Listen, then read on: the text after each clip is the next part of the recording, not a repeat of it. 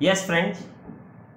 Now, today we will see the third topic in your estimation of working capital chapter, that is your how to finance working capital. ठीक है, अब जब मैं बात करता हूं how to finance working capital, तो what I want to say is there are two sources to finance working capital. Either I will use long term funds or either I will use short term funds. Long term funds का मतलब मैं bank loan more than 5 years और उतने का लेकर के finance करूंगा working capital को, और शॉर्ट टर्म फंड मतलब जो 2-3 months के लिए 1 year के लिए ऐसा मैं फाइनेंस करूंगा वर्किंग कैपिटल को. तो वो लॉन्ग टर्म फंड और शॉर्ट टर्म फंड से फाइनेंस हो सकता है, मगर जो वर्किंग कैपिटल है ना उसको फाइनेंस करने के लिए, समझने के लिए हम उसको दो पार्ट्स में डिवाइड करते हैं, परमानेंट वर्किंग कैपिटल और temporary working capital. Permanent working capital क्या होता है? परमानेंट वर्किंग कैपिटल का मतलब होता है कि जितने टाइम भी आप बिजनेस करोगे इतना कैपिटल तो आपका परमानेंटली बिजनेस में लगा हुआ रहेगा. That is called as your permanent working capital. अब जैसे इसका एग्जांपल देता हूं मैं आपको. आज हम किसी स्वीट की शॉप पर जाते हैं, तो किसी भी स्वीट्स की शॉप पर जाओगे आप, तो उसके पास डिस्प्ले पर परमानेंट स्वीट्स हमेशा पड़ी हुई रहेगी. तो इसका मतलब उसका इन्वेस्टमेंट हमेशा के लिए उतने उस पर तो हो ही रखा है. That is called as your permanent working capital.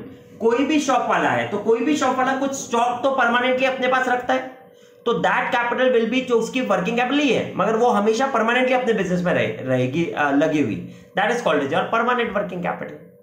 Temporary working capital है. टेम्पररी वर्किंग कैपिटल मतलब जो हम डेटर्स पे लगाते हैं, तो वो डेटर्स से पैसे वापस भी आ जाते हैं, फिर हम वापस से डेटर्स को देते हैं तो फिर वापस आ जाते हैं. तो ये सब और भी यूज के लिए जो हम कैपिटल रखते हैं, कैश में जो रखते हैं, that all will be called as your temporary working capital. मगर ऐसा नहीं है दोस्त कि कैश को हम हमेशा टेम्पररी, नो, मैं कुछ कैश तो हमेशा मेंटेन करके रखता हूं तो वो वापस परमानेंट हो गया. कुछ अमाउंट मेरा हमेशा डेटर्स में रहता है तो वो वापस परमानेंट हो गया. तो मेरा कहने का मतलब ये है, परमानेंट वर्किंग कैपिटल का मतलब जो हमेशा के लिए, जब तक आप बिजनेस कर रहे हो, जब तक आपकी लगी हुई रहेगी, that capital will be called as your permanent working capital. और temporary working capital का मतलब होता है जो आप चेंज करते रहते हो, that is called as your temporary working capital. Or I would like to say whether to in a very easy manner, but temporary working capital is working capital over and above permanent working capital will be called as your temporary working capital. ये इसकी definitions हो गई working capital की, temporary और permanent. Permanent मतलब जो हमेशा आपके बिजनेस में लगी हुई रहेगी. तो मेरे को कहने का मतलब यह है कि अगर आपको डिफरेंट मंथ्स की वर्किंग कैपिटल गिवन होगी, तो उसमें से जो मिनिमम वर्किंग कैपिटल होती है उसको मैं बोल सकता हूं परमानेंट वर्किंग कैपिटल, और उसके बाद जितनी भी टोटल वर्किंग कैपिटल है उसमें से अगर मैं परमानेंट वर्किंग कैपिटल को लेस कर दूंगा तो मेरे को मिल जाएगी टेम्पररी वर्किंग कैपिटल. ठीक है ना. तो that is two types of working capital V have.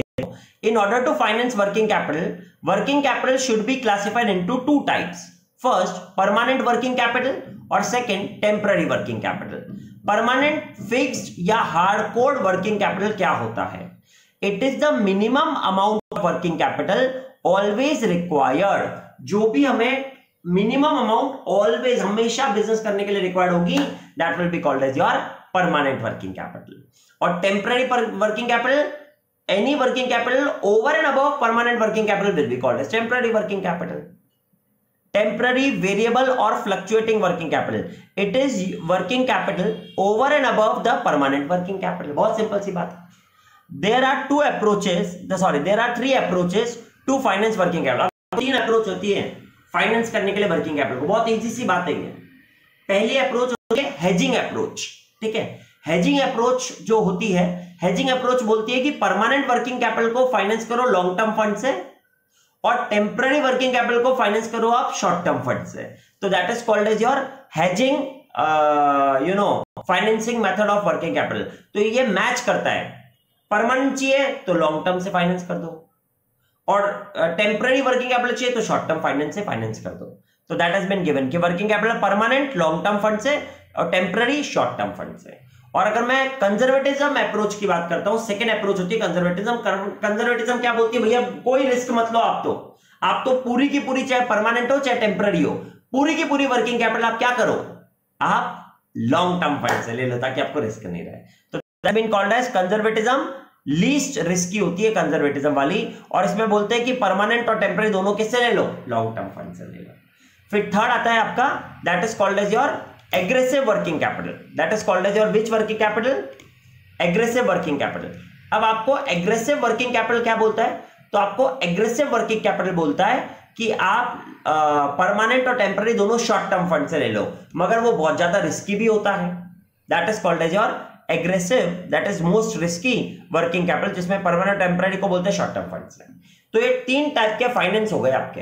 अब परमानेंट वर्किंग कैपिटल, कोई भी मेरे से पूछेगा कि परमानेंट वर्किंग कैपिटल क्या है, तो आप इसका आंसर क्या दोगे, आप इसका आंसर दोगे minimum working capital required in the business is called as your permanent working capital. और टेम्पररी वर्किंग कैपिटल कोई पूछेगा what is temporary working capital, तो आप इसका आंसर क्या दोगे, आप इसका आंसर दोगे any working capital over and above permanent working capital will be called as your temporary working capital. तो ये दोनों वर्किंग कैपिटल आपको समझ गई, बात क्लियर।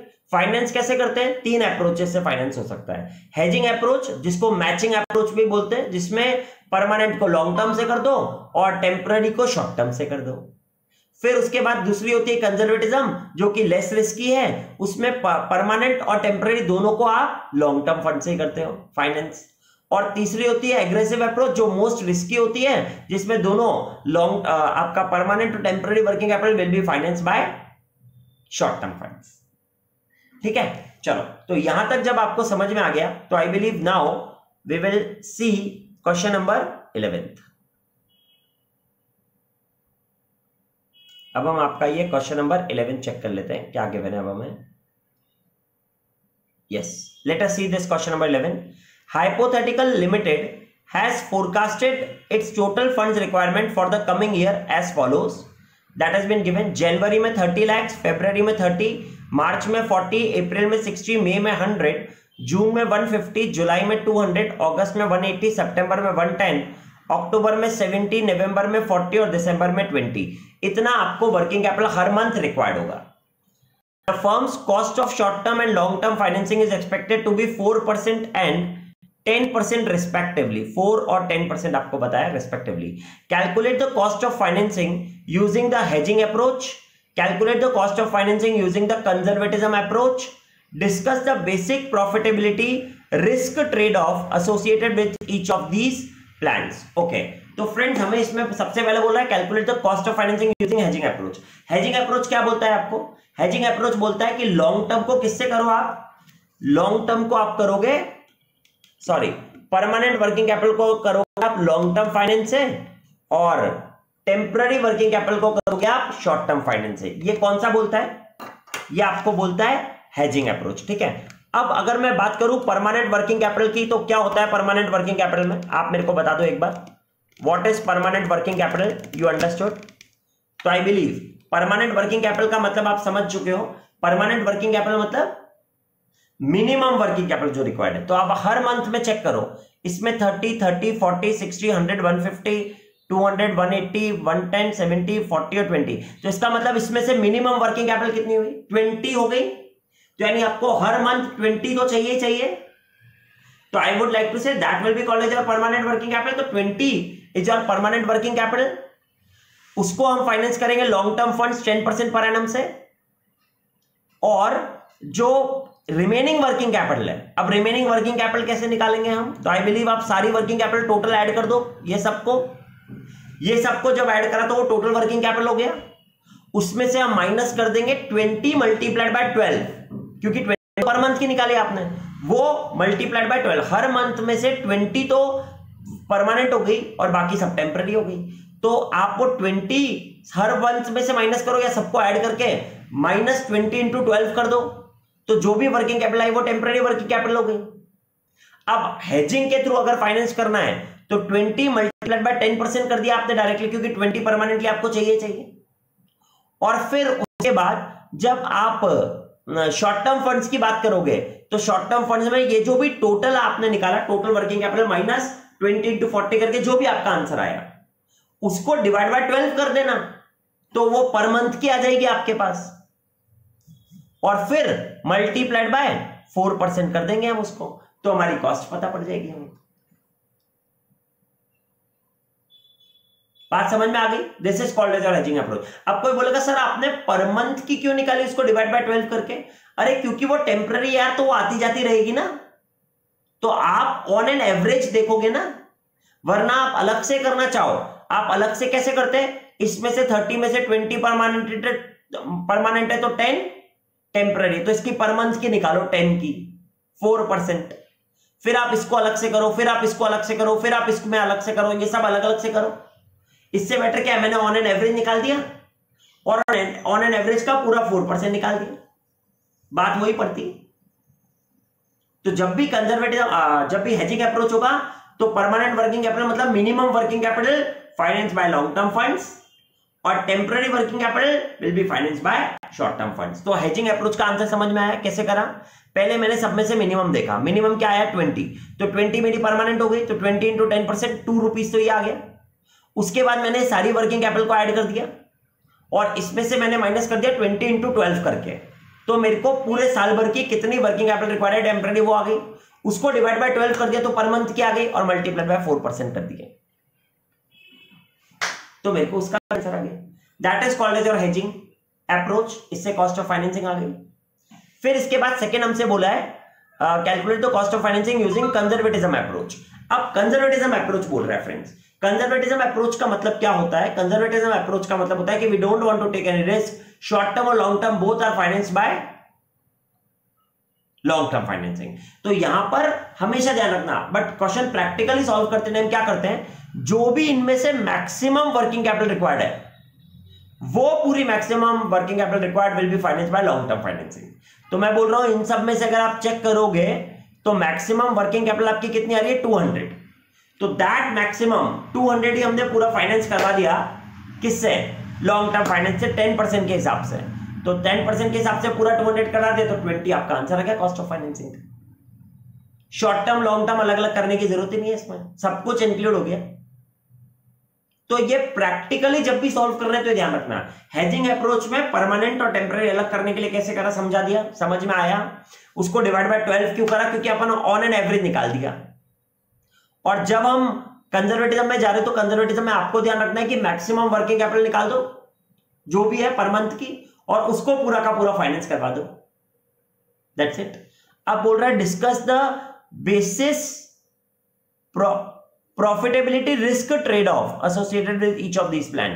तो बेसिस प्रॉफिटेबिलिटी और रिस्क ट्रेड ऑफ क्या होता है? तो हेजिंग में रिस्क ज्यादा है, तो रिस्क ज्यादा होने से कॉस्ट भी कम है, रिस्क ज्यादा होने से कॉस्ट भी कम है, और साथ में प्रॉफिटेबिलिटी भी ज्यादा होगी क्योंकि कॉस्ट कम होगी। तो रिस्क ज्यादा, प्रॉफिट ज्यादा और कॉस्ट कम। हाँ, हेजिंग में रिस्क ज्यादा है, हेजिंग में हाँ रिस्क ज्यादा है, प्रॉफिट ज्यादा है और कॉस्ट कम है। और अगर मैं बात करता हूं कंजर्वेटिज्म अप्रोच की, तो रिस्क कम है, तो प्रॉफिट भी कम है और कॉस्ट भी ज्यादा है। चलो आप ये चेक कर लो आंसर। यस, सबसे पहले इस देखो ये यहां पर दिखाया है, ये मैं फर्स्ट का आंसर दिखा रहा हूं पहले आपको। ये देखो आपको क्या बताया? Calculation of cost of financing using hedging approach में, under hedging approach permanent working capital is finance from long term funds whereas temporary working capital from the short term funds. Permanent का मतलब मिनिमम, तो working capital is 20 lakhs।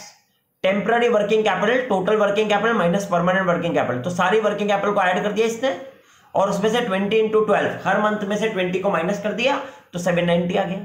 जब 790 आया तो average short term funds निकाल दिया हमने 790 divide by 12 करके, तो 65.83 आ गया। तो अब कॉस्ट ऑफ फाइनेंसिंग कैसे निकाली इसने? तो आई बिलीव अब कॉस्ट ऑफ फाइनेंसिंग निकालने के लिए लॉन्ग टर्म फंड्स लिया, कॉस्ट ऑफ फाइनेंसिंग निकालने के लिए लॉन्ग टर्म फंड्स लिया, 20 इंटू 10% कर दिया, और साथ में शॉर्ट टर्म फंड्स लिया 65.83 इंटू 4% कर दिया। ये आंसर आ गया 4.63 टोटल आ गया। फिर जब आपने calculation of cost of financing,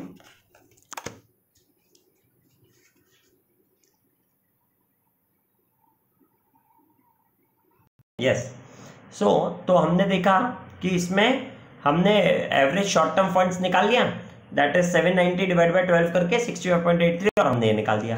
अब जब हम trade off basic profitability risk trade off देखने वाले थे ना हम, ये मैंने आपको समझा ही दिया था। Calculation of cost of conservatism approach का मतलब, under conservatism approach the maximum amount of working capital will be finance through long term funds, that is 200 lakh हमने निकाल दिया, तो कॉस्ट ऑफ फाइनेंसिंग निकाल दिया लॉन्ग टर्म फंड्स का 200 इंटू 20 आ गया। अब बेसिक प्रॉफिटेबिलिटी रिस्क ऑफ क्या था? हेजिंग अप्रोच में, hedging approach has greater risk compared to conservatism and return is also higher as the cost is less. सही बात है, हेजिंग में कॉस्ट कम हो जाती है, और under conservatism approach risk is less and the return is also less and the cost is higher. That is the case. तो इस तरीके से आपका पूरा वर्किंग कैपिटल चैप्टर फिनिश होता है। नेक्स्ट लेक्चर में अब हम स्टार्ट करेंगे आपका last chapter of financial management, that is your receivables management. Thank you very much friends.